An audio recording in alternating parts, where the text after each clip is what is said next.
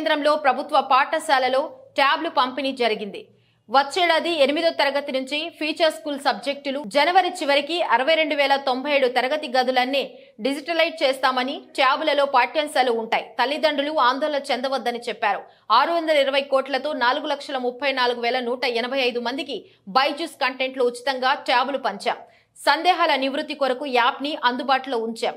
Physics, mathematics, biology, English సబ్జెక్టులో పిల్లల సందేహాలను నివృత్తి చేసేందుకు ఈసారి ట్యాబ్లలో డౌట్ క్లియరెన్స్ డాట్ అనే యాప్ ను డౌన్లోడ్ చేసి అందించారు.